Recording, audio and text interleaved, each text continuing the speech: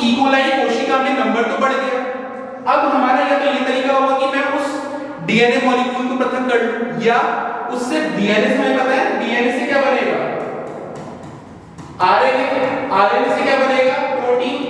ये हमारा अल्टीमेट चीज है जो हमें चाहिए, जो प्रोटीन बनता है।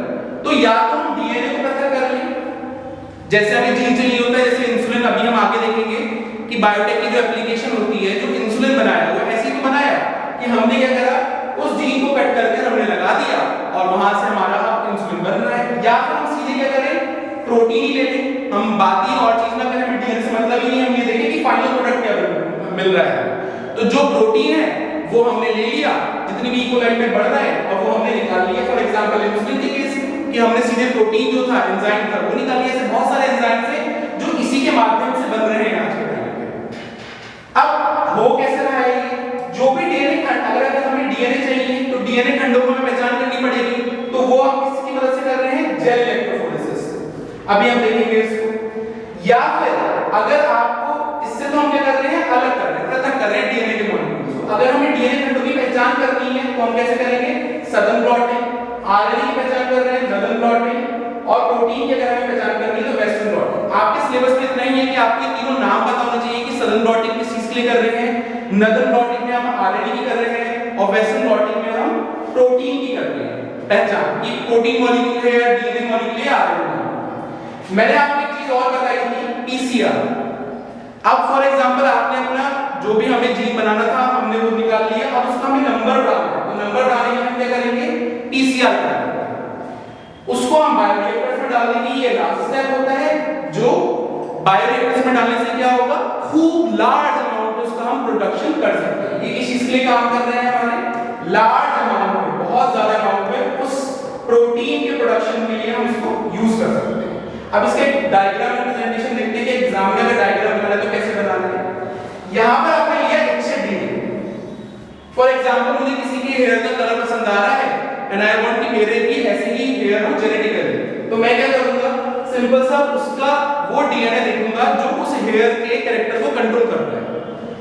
अब उसको मैं with the help of restriction endonuclease, इसकी मदद से, रेस्ट्रिक्शन एंडोन्यूक्लियस की मदद से मैं उसको कट करूंगा।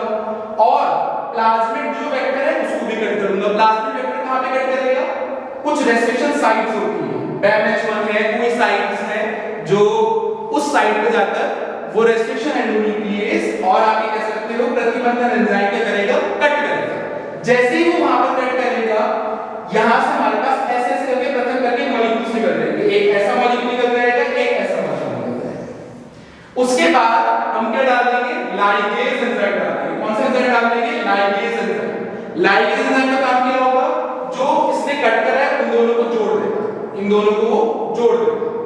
जोड़ने के बाद जो मॉलिक्यूल बना, इसी को हम बोलते हैं रिकॉम्बिनेंट डीएनए, पुनर्संयोजित डीएनए। अब ये जो डीएनए मॉलिक्यूल है, क्या वास्तव में नेचुरल एस प्रोटीन हमारे पास स्ट्रक्चर था क्या, कोई डीएनए का नहीं, हमारे पास या तो ये था या ये था, ये तो था ही नहीं हमारे पास, ये हमने कृत्रिम रूप से अपने आप बनाया।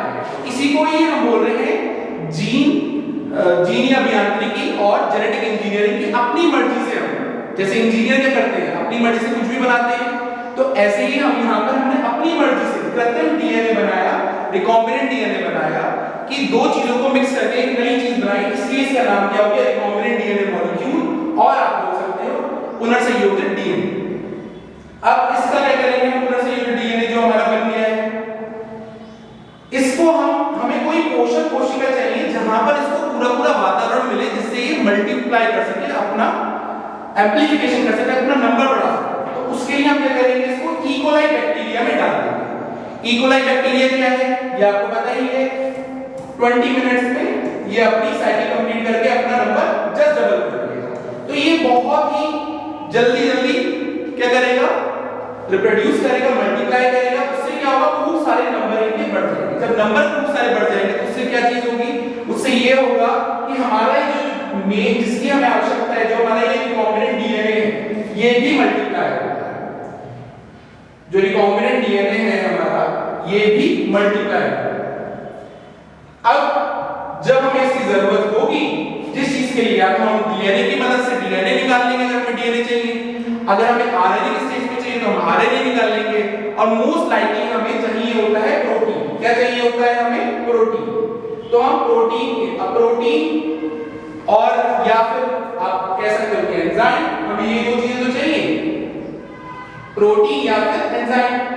तो इन दोनों को हम यहां से निकाल लेंगे और फिर उसके बाद बायोरिएक्टर्स में डाल दो तो नंबर बढ़ जाएगा। फॉर एग्जांपल अगर हमें इंसुलिन चाहिए, आजकल आप देखते हैं किसी को भी डायबिटीज है तो उसको इंसुलिन दिया जाता है।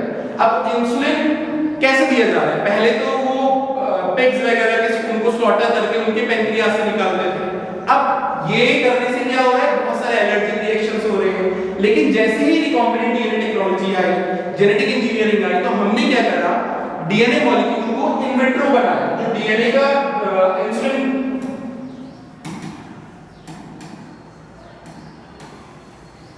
इंसुलिन बनाने वाले जो डीएनए जो जीन है उसको हमने ये करा इन विट्रो बनाया। इन विट्रो कैसे बनाया? With the help of gene अभियांत्रिकी, जेनेटिक इंजीनियरिंग और आरडीटी की मदद से। तो ऐसे के बहुत सारे एग्जांपल्स हैं। बीटी कॉटन है, उसमें हमने डाला, एडीए वाला एग्जांपल है। तो ये बहुत सारे एग्जांपल्स हैं जो हम इसके एप्लीकेशंस में पढ़ेंगे। लेकिन आपको पहले बेसिक कांसेप्ट पता होना चाहिए कि इसमें हमारे 5 स्टेप हैं। सबसे पहला क्या है? सेम प्रतिबंधन एंजाइम से डीएनए, जो भी हमारा इच्छित डीएनए है या जीन ऑफ इंटरेस्ट है, उसको कट करना, प्लाज्मिड को कट करना। सबसे पहले तो ये हो गया हमारा कि दोनों को हमने सेम रेस्ट्रिक्शन एंडोन्यूक्लियस एंजाइम या प्रतिबंधन एंजाइम से हमने उसको कट कर दिया। दूसरा क्या है हमारा कि कट तो कर लिया, अब उसको हमें चिपकाना भी है। तो मॉलिक्यूलर, एक हमने पढ़ा था मॉलिक्यूलर सीजर्स, दूसरा था मॉलिक्यूलर सूचर्स। सीजर्स का काम क्या है? कट करना, जो कि क्या हो गया हमारा आणविक कैंची। आणविक कैंची का नाम क्या है हमारा? Restriction endonuclease. और मॉलिक्यूलर सूचर जो जोड़ रहा है उसका नाम क्या है? Ligase enzyme. तो हमने लाइगेज एंजाइम डाल दिया। लाइगेज एंजाइम से क्या हुआ हमारा? जो डीएनए हमने कट करा था, कौन सा कट करा था? इच्छित डीएनए और प्लाज्मिड डीएनए, वो दोनों को हम जोड़ दें, वो दोनों जुड़ गए with the help of this ligase enzyme. अब लाइगेज एंजाइम के जुड़ने के बाद जो नया मॉलिक्यूल बना, जो नया डीएनए बना, वही हमारा रिकॉम्बिनेंट डीएनए है। आसान भाषा में से समझ लीजिए, ये नया डीएनए है जिसकी हमें जरूरत है, जो हम जिसको बनाना चाहते हैं। अब इस डीएनए मॉलिक्यूल को हम पोषक कोशिका में डाल देंगे। पोषक कोशिका यहां पर इस केस में क्या है हमारी? इकोलाई। तो इकोलाई क्या है? एक जीवाणु है जो एक ऐसा वातावरण प्रोवाइड कर रही है जिससे जो हमारा ये रिकॉम्बिनेंट डीएनए बना था हमारा, इसको हम मल्टीप्लाई कर सकते हैं, इसका नंबर बढ़ा सकते हैं। नंबर क्यों बढ़ाना है? नंबर इसलिए बढ़ाना है क्योंकि इतना जो हम ये सब समान चीजें कर रहे हैं, इतने स्टेप्स कर रहे हैं, ये खाली एक बनाने के लिए थोड़ी कर रहे हैं। एक बनाने से तो कोई फायदा नहीं है। हम ये क्या करेंगे? इसका नंबर बढ़ाएंगे। नंबर बढ़ाने के लिए इकोलाई में डालेंगे और उसको खूब मल्टीप्लाई करवाएंगे। और इकोलाई क्योंकि एक जीवाणु है, सूक्ष्म जीव है, तो ये बहुत जल्दी मल्टीप्लाई करेगा। अब